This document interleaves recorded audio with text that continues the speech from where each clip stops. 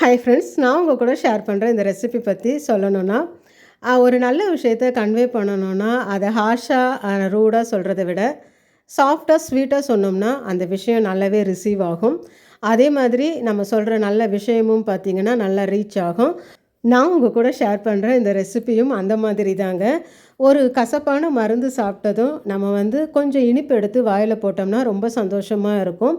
ஆனால் நம்ம சாப்பிட்ற மருந்தே இனிப்பாக இருந்துச்சுன்னா எவ்வளோ சந்தோஷமாக இருக்கும். ஆமாங்க, நிறைய மெடிசன் பெனிஃபிட்ஸ் இப்போ இருக்கிற சீசனுக்கு சூப்பரான ஒரு ரெமிடியான இஞ்சி வச்சு தாங்க இந்த ஸ்வீட் செய்ய போகிறோம். எல்லா குழந்தைங்களும் இஞ்சி கஷாயமோ இஞ்சியோ சாப்பிட மாட்டாங்க. நம்ம எப்படி கொடுத்தாலும் இந்த மாதிரி ஸ்வீட்டாக செஞ்சு கொடுத்து பாருங்கள், ரொம்பவுமே விரும்பி சாப்பிடுவாங்க. இதுக்காக ஒரு 200 கிராம் இஞ்சியை பார்த்திங்கன்னா நல்லா தோலெல்லாம் சீவிட்டு இந்த மாதிரி பொடியாக கட் பண்ணி எடுத்துக்கலாம். இதை ஒரு பேனில் போட்டு 1 டம்ளர் பால் இதில் சேர்க்குறேங்க. அந்த இஞ்சி எல்லாம் நல்லா ஃபுல்லாக முழுகிற அளவுக்கு நம்ம பால் சேர்த்துக்கலாம். சேர்த்து மீடியம் ஃப்ளேமில் வச்சு நல்லா ஒரு 10 to 15 நிமிஷம் இதை வேக வச்சு எடுக்கலாம். இப்போ பார்த்திங்கன்னா இந்த பாலில் இந்த இஞ்சி நல்லா வெந்திருக்கு. இந்த மாதிரி திரிஞ்சாலும் பரவாயில்ல, இந்த தண்ணி எல்லாம் நல்லா ஃபுல்லாக ட்ரை ஆகட்டும். அடுத்து இன்னொரு சைடில் பார்த்திங்கன்னா நான் ஒரு பாத்திரம் வச்சுருக்கேங்க. அதில் நம்ம எடுத்த இஞ்சியோட குவான்டிட்டிக்கு டபுள் குவான்டிட்டி வெல்லம் எடுத்துக்கலாம். இப்போ அந்த வெல்லத்தை ஒரு டம்ளர் தண்ணி சேர்த்து நல்லா கொதிக்க விடலாம். இது நல்லா கரைஞ்சி கொதித்து வரட்டும். இப்போ பார்த்திங்கன்னா நம்மளோட இஞ்சியும் நல்லா இந்த பாலில் வெந்துடுச்சு, நல்லா ட்ரை ஆகிடுச்சு. இப்போ இதை நல்லா ஆற விட்டு மிக்சியில் நல்லா நைஸாக அரைச்சி எடுத்துக்கலாம். அது நல்லா ஆறுறதுக்குள்ளே பார்த்திங்கன்னா மிக்சி ஜாரில் நான் ஒரு 1/2 கப் அளவுக்கு வெள்ளை எள் சேர்க்குறேங்க. அடுத்து ஒரு 3/4 கப் அளவுக்கு துருவின தேங்காவை நல்லா நெய்யில் வறுத்து சேர்த்துக்கலாம். அப்படி இல்லைன்னா இந்த மாதிரி ட்ரை கோகோனட் பவுடர் அதையும் நம்ம சேர்த்துக்கலாம். 2 துண்டு ஏலக்காவோடு அதை சேர்த்து இந்த மாதிரி நல்லா பவுடரை அரைச்சி எடுத்துக்கலாம்.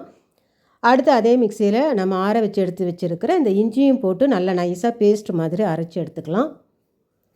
இப்போ இந்த வெல்லம் பார்த்திங்கன்னா நல்லா கொதித்து வருதுங்க. இது கொஞ்சம் திக்காக இந்த ஒரு கம்பி பதம்னு சொல்லுவாங்க, அந்த கம்பி பதம் வரட்டும். அது வந்ததுக்கப்புறம் நம்ம அரைச்சி வச்சுருக்கிற அந்த இஞ்சி விழுதை அதில் சேர்க்கலாம். சேர்த்து நல்லா கை விடாமல் கலந்து விடலாம்.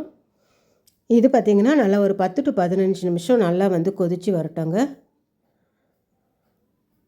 அடுத்து நம்ம பவுட்ரு பண்ணி எடுத்து வச்சுருக்கிற இந்த வெள்ளை எள், ட்ரை கோகோனட் பவுடர், ஏலக்காய் இது மூணுத்தையும் அதோடு சேர்த்து பவுடரை அரைச்சி வச்சுருக்குறோம். அதை இதோடு சேர்த்து நல்லா கலந்து விடலாம்.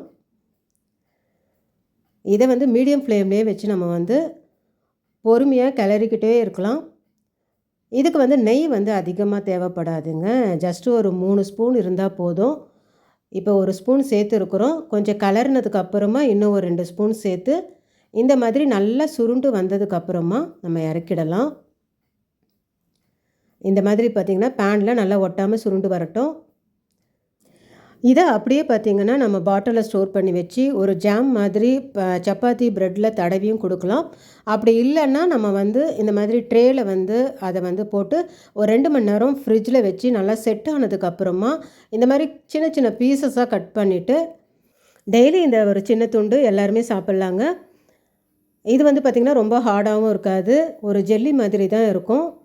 இதை நம்ம பவுடர் சுகரில் கோட் பண்ணி கூட நம்ம பாட்டிலில் ஸ்டோர் பண்ணி எடுத்து வைக்கலாம். அப்படி இல்லைனா அப்படியேவும் எடுத்து வைக்கலாம். இது ஒரு சின்ன பீஸ் சாப்பிட்டாலுமே பார்த்திங்கன்னா நல்ல சூப்பரான ஒரு ஸ்வீட் சாப்பிட்ட ஃபீல் இருக்கும்.